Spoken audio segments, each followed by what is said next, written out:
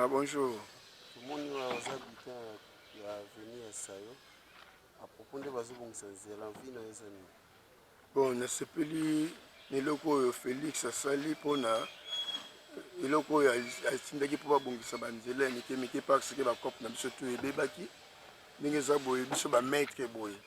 Tout ça qu'on s'est retrouvé dans la journée, on a 5 000 francs, 2 000 francs. Tout ça, biloko wanate. Pour Bandako Zali, Bakambo Belé Zali. Jamais tu as la rana ba vie wana ya biloko mike wana.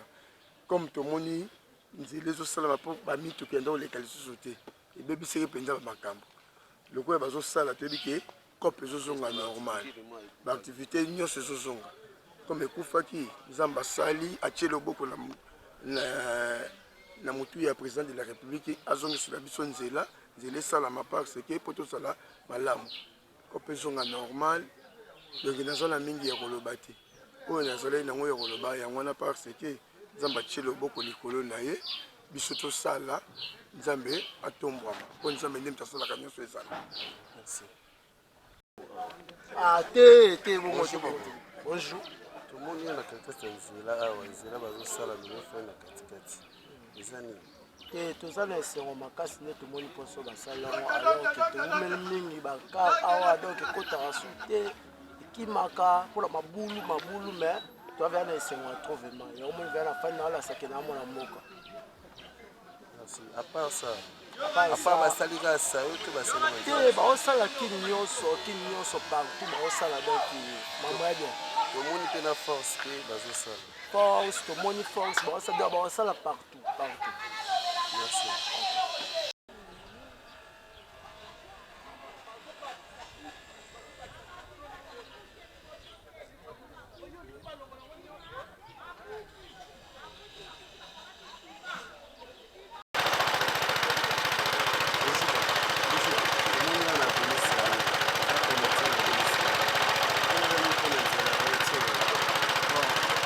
Bana Sayo anateka pime awa proposition nango eza bon mosala esalema nango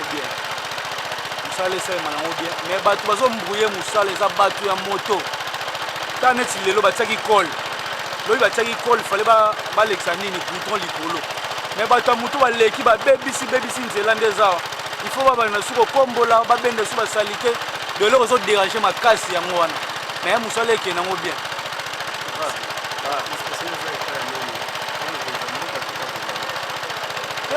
mokonzi mboka esasalaki part na ye eza biso bacitoyen mpe tokengela yango po biso mo mpe tosala mosala makasi tolinga mosala ekende bien tona susi mpe nzela esila biso mpe mwa avance ekota koto elo na ngai alobaka yango wana. Bonjour papa. Bon, poser question.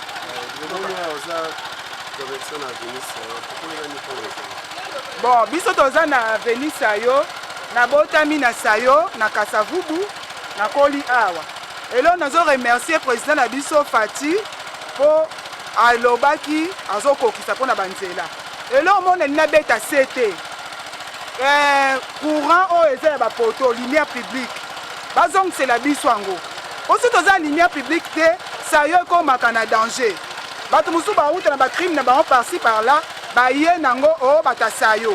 Ba kulu na ba outa na ba place musu ba roya sur Sayo. Po toza na manque ya lumière publique. Et là musu na nina beta CT. Musala balobaki ba osala pona tango mukuse mais musala komi na tembele.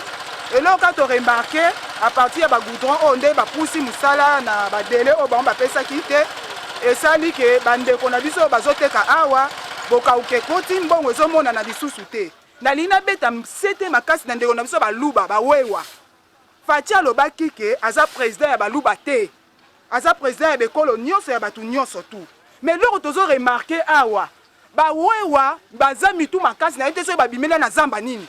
Ponga monde na temia na muluba na 50% muluba mais ba on ba exagérer bazo fingisa président de la république bazo fingisa na biso baluba bakoleka bakmoni ke bien barrage mais bazo leka kaka lobby plus loin batie nini col na goudron mais bazo leka eza malamu te il faut penza Fati atela makambo wana abetela ngo sete donc mutu o asali mbeba aza censé kozala pini et là on azo senga mboka ebonga to sepela biso tozala na bien na kimia babongisa mpe makambo ebele oyo ezangi biso.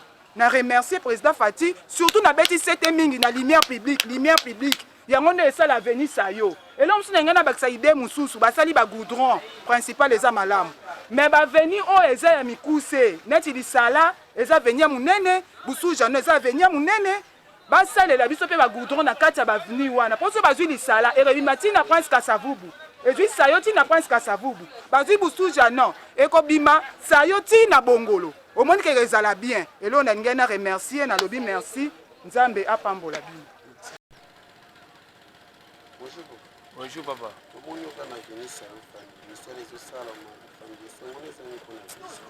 Esengo za trop esengo za pena makasi komona sa biso to bana ka savubwa komona sa ezo salama na 100 jours le président to le liango fort to sepela ngo makasi. Ozana esengo mo makasi ya osakana te to ebi nini to koloba te mais ezana biso continuer tika ka boita continuer landela ngo tina suka il faut ndalandela kango bato baleka suivez ezalaïti mais oyo suivez salama po biso moto ko contrôler suivi to landela lo. Merci. OK.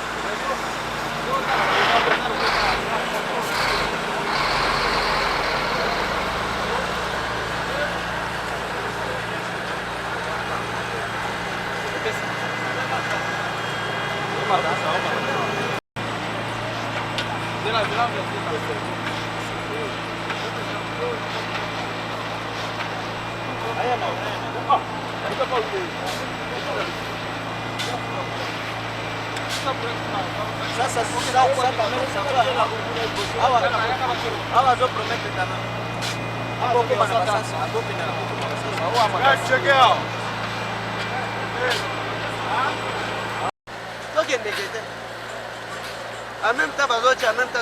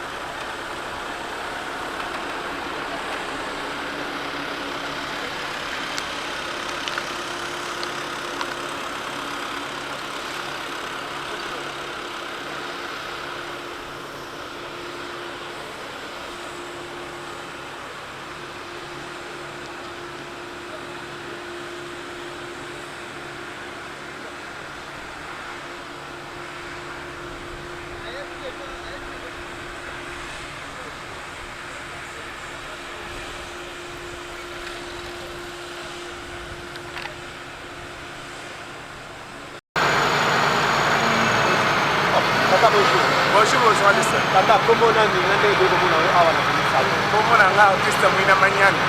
Artiste Mwina Manyane. Mwina Manyane.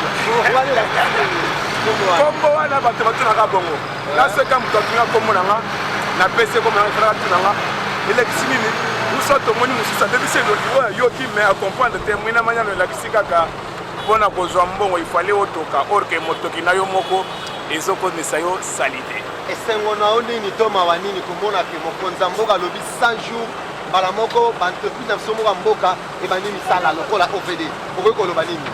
nakoki koloba vraiment mokonzi ya mboka félicitation aza mwana mobali parce que alakisi contrairement ke makambo to bandomona liboso nayo ezosalama donc tokokoka eloko moko boye alobi liloba mbala moko balabala ebandi kuna tina porte ya bakimbangiste kuna nde kotemaka dame ebandi awa ki tozokende me bana mboka nde bazosala c'est l'importance ya makambo wana yango nalobi boye OVD boleki bachinois bamili sikoyo okoloba nini mpona oyo etali bana mboka na kala ezalaki mpe kopesa misala foka bapaya kopesaka complexe wana ezala mais tomoni ke OVD na kala toyebaka ebibamba mosala moke mbongo moke mais lelo tomoni mbala moko 100 jours pas même 100 jours mosala ekoki déjà boye yo en tant que mwana mboka analyse nini? analyse nazosala namoni ke donc Félix mokonzi ya mboka azorespecte maloba parce que na kati ya bapriorité na ye aza na priorité moko alobi création des emplois eza nde koluka misala oyo banda kozala te mpona kopesa bana mboka neti OVD azosala misala boye lere tokokotana babalabala nyonso ya bakatikati omoni ke biso mpe tokoya mpo tosenga bademande na OVD mpo tosala bazela mike neti basayo ti kuna okota baforce babalabala nyonso ya mike wana donc ekocrée misala na kati ya biso population lere bana mboka bazosala boye bazozwa basalaire na bango omoni ke bango bazobénéficier donc réalisation ya priorité ya mokonzi ya mboka ekokisami ya création des emplois parce que lelo kutu natambolaka na tableau nanga moko boye nakomaka makambo ya politique nakomaka mingi tene bon idps vengra donc kovenga idps nde makambo ekomosalama. Tata oza ekolo nini? Esola congolais ya solo? naza congolais ya makila ya trebi nini? donc papa nanga aza muluba mama nanga muluba nga moko lesuko naza mulubaluba. Si réellement oza muluba okoko pesa message nini na chiluba poto confirmer solo oza congolais bazotala aussi napesa nani message na congolais nyonso na pona ba nzela na bango voilà donc ndenge journaliste asengi naloba na chiluba nakoloba kitoko mpo naloba yango mpe bien nalobi boye bana betu bacongolais tulekela ikutandanga na kwa bisamba tulekela ikutandanga na kwa bisamba parce que bana beno bana betu que vive la République démocratique du Congo, que vive Fadji, que vive Mwina Manyane. Donc maloba wana fallait na limbola po bato ko il faut na batela nzela na bango lo ba to ba pinete ko yebisa bango nini na munoko wana na munoko wana ete makambo ko tuma pina ko pekisa mutu te parce que ezaka revendication et boko tuma ko tumba pina ko pekisa mutu te ko pinga ko tumba pina ezaka revendication ya population soka siliki ako tumba pina.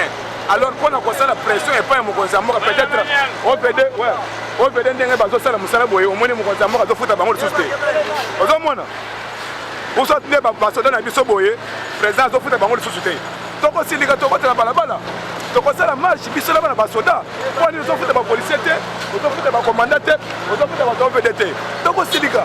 Alors pour na kosika mpo na kopesa pression epai ya mokonzi ya mboka non seulement topesa pression mpo na kobengana na pouvoir te mais kosala pression mpo asala mosala malonga tokokota na balabala tokotuma bapine soki asakani tokende te apali bape mais so tumi pine nzela ekobeba lisusu ekobeba lisusu akobongisa parce que notre pays aza na bariche ebongo biso tokende leloko toza tout d'abord na bakayasi na biso bagoudron eutaka na mboka na biso basima oyo ata ebukani akozongisa mosusu kanda ya mboka yango wana mwana mboka. Merci quelque merci bambote komini opesa bon mbote napesi ka pena donc honorable ndeko Lézère donc tambo s'il s'agit donc na bato na kopesa mbote napesi Lézère tambo mbote et puis napesi journaliste ça comme na pesa mbote Paul Wemba journaliste monene na kati ya media oyo ya biso efilmenga awa na sepeli eza ndeko na bino Mwina Manyane na bandeko na nyonso ya moto napesi bino mbote quand on a la moto de Marina. Ouais.